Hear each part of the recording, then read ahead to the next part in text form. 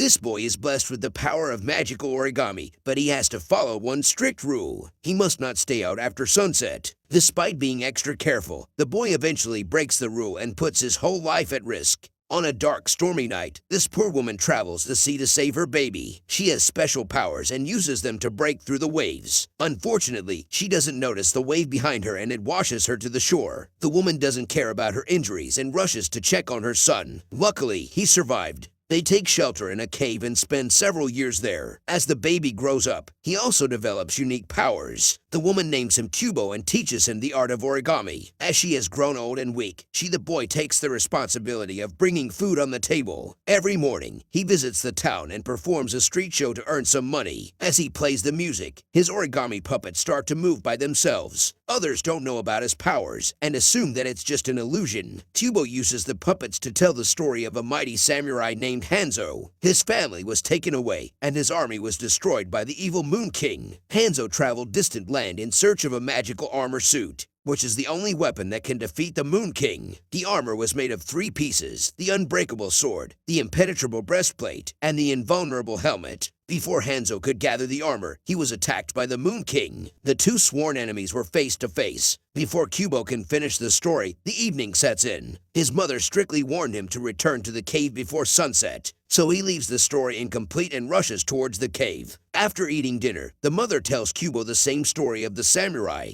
Actually, Hanzo is her late husband, and the Moon King was her father. Despite being a family, her father and sisters killed her husband, and also stole Kubo's eye. Kubo doubts this story and wants to know more details, but her mother has forgotten some parts due to her illness. But she is sure of one thing: her father and sisters are evil, and they will try to find Kubo. But if Kubo never stays outside during the night time, the evil sisters will never find him. Besides that, he should always keep on his father's robe and carry the monkey charm with him. As the night gets darker, they both go to sleep. But the mother suddenly wakes up from a nightmare. Kubo immediately rushes to her. But after each such nightmare, the mother loses a small part of her memory. The next day when Kubo visits the town, he finds everyone preparing for a festival. An old lady calls him to sit down and asks why he never stays after sunset. The festival will be more colorful during the nighttime with fireworks, dance, and large feasts. But the most important part of this festival is the lanterns. People use these lanterns to talk to their dead ones. The old lady also uses them to talk to her dead husband. She suggests that Kubo should also make a paper lamp and try talking to his father. Kubo agrees and goes to the cemetery. He places the lamp on the altar and says everything he always wanted to tell his father. He explains how grateful he is for getting protected from the Moon King and the powers he is blessed with. The only thing that worries him is his mother. Day by day, both her physical and mental conditions are getting worse. Kubo wishes his father was here with them. All the other kids can see their loved ones already and send away the lamp.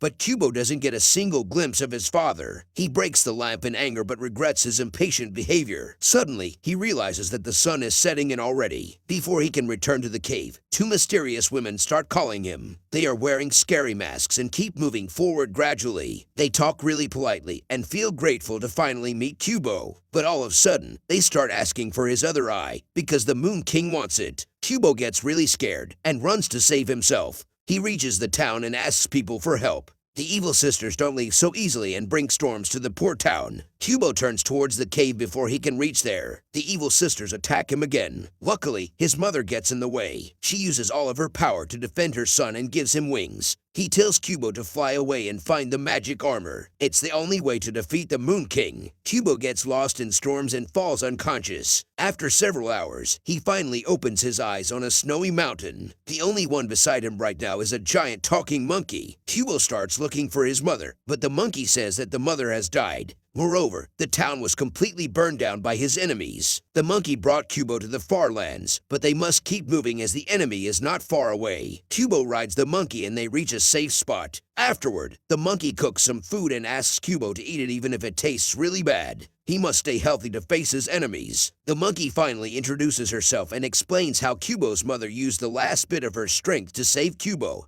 and bring the monkey charm to life. The only purpose of the monkey's life is to protect Kubo at all costs. The evil sisters don't eat or sleep, so they are continuously searching for Kubo. That's why they must find the armor as soon as possible. Kubo gets really sad after realizing his mother also sacrificed herself for him like his father did. He keeps staring at the hair strands of her mother left behind. The monkey takes the hair and makes it into a bracelet so Kubo can keep it forever. They go to sleep as the next day is going to bring more miseries. Kubo suffers from nightmares and gets woken by the monkey. He did origami magic in his sleep and made a paper samurai. The little samurai keeps pointing in a specific direction. As Kubo and the monkey don't know the location of the armor, they decide to follow the paper samurai. On the way, Kubo keeps playing with origami, but the monkey asks him to stay alert as the enemy can attack anytime. As the monkey says this, someone kidnaps Kubo from behind. The monkey rushes to save the boy, but the kidnappers don't seem harmful. It's an armed warrior that looks like a giant insect. The warrior recognizes the crest on Hanzo's robe and says that he used to be Hanzo's disciple. He has not recovered his full memory, but remembers getting cursed to look like a beetle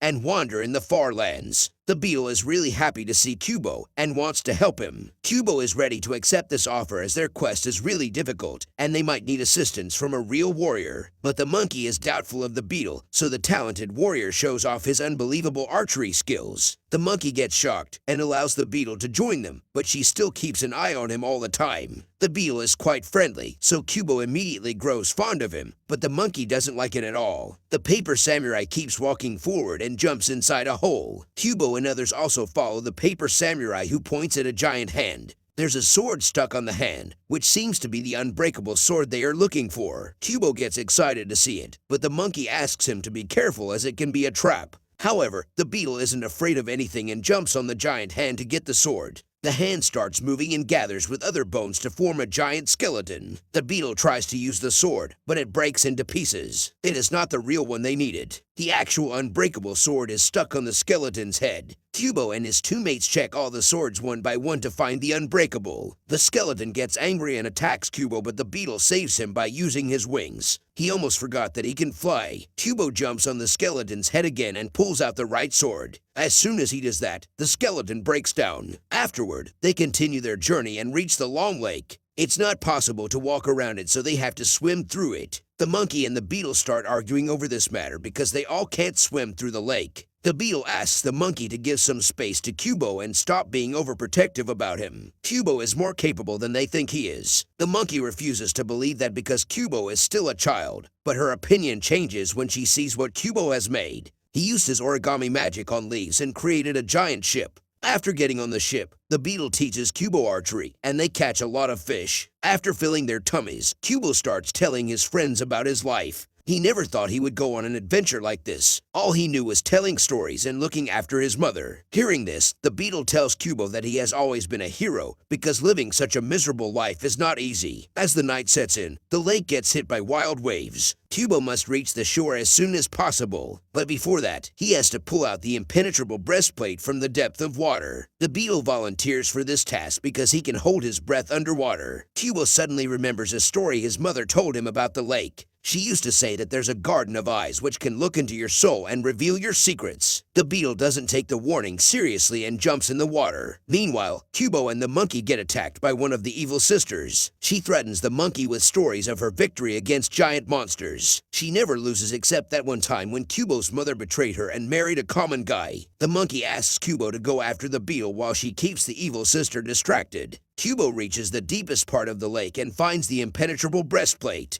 He immediately wears it and turns back towards the ship, but giant eyeballs surround him from all sides. This is the garden of eyes his mother used to talk about. As Kubo sees in the eyes, he starts getting weird flashbacks. Kubo loses his senses and falls towards the monster to get eaten by him. Meanwhile, the beetle jumps back to the ship. The monkey gets worried for Kubo and asks the beetle to go back to find him. Afterward, the monkey continues fighting the evil sister. She keeps saying that everything was fine until Kubo's mother fell in love. She became stupid and weak. The monkey refuses to agree with that because she believes love makes one even stronger than before. Saying this, the monkey attacks back with all her strength and defeats the evil sister. After a while, the beetle brings out Kubo, but he doesn't seem fine. The monkey starts crying and begs the boy to open his eyes. Suddenly, the ship gets rebuilt and Kubo wakes up too. The Garden of Eyes have told him a secret. The monkey is actually the reincarnation of his beloved mother. The monkey confirms this fact and waits for them to reach the shore before sharing the full story. Kubo starts playing the music and the monkey uses origami to present her past life. The Moon King told her daughters that anyone who gets the magical armor will become so powerful that he will disturb the balance of heavens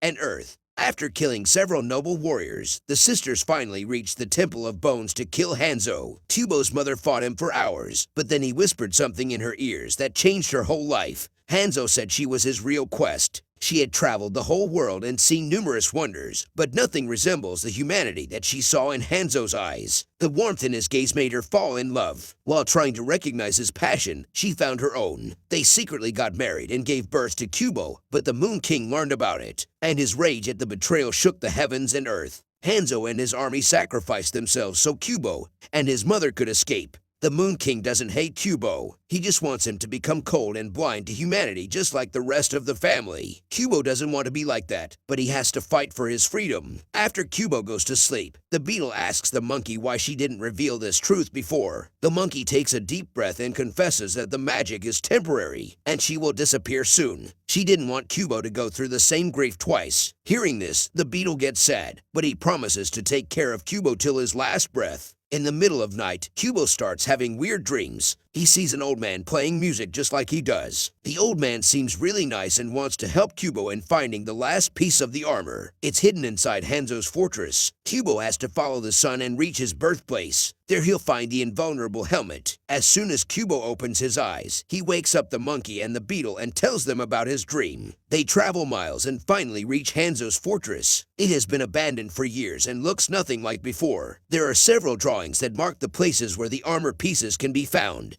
Though Kubo was just a baby, he still remembers the fortress. This is where his father prepared for his quest. But he wonders if this place was the start of his journey, then why the helmet would be here. Suddenly, he notices a helmet symbol that leads him to the backyard. The monkey finds the actual map to the helmet. But before she can tell Kubo, they already get attacked by the evil sister. She grabs Kubo and threatens to kill him. The younger ones always looked up to their sister as she is a source of light. Everything would have been perfect if Hanzo wasn't there. Saying this, the evil sister points at the beetle. He's actually Hanzo, who was turned into a monster and his memory was erased. The monkey really gets angry after hearing all the truth. She grabs the unbreakable sword and attacks the evil sister. The beetle jumps in the battlefield to protect his family, but the monkey has already gotten many fatal injuries. Moreover, the magic is disappearing too. Before leaving, she asks Hanzo to always look after their son. Unfortunately, the evil sister stabs him from behind, and he dies on spot. Kubo fights back and defeats the evil sister, but he has lost his parents. After such a long time, he had finally met both his father and mother, but it ended so soon. Kubo grabs the map and heads towards his next destination. He never realized that the invulnerable helmet was present in the town he lived in. He demolishes a building to get the helmet and finally the armor is completed. Though the town is destroyed, the people are still living there waiting for a miracle. They tell Kubo to leave because the Moon King is coming. Kubo is not afraid anymore and bravely greets his grandfather. The Moon King is happy to finally meet him. He wants to take his other eye as well so Kubo doesn't have to see the suffering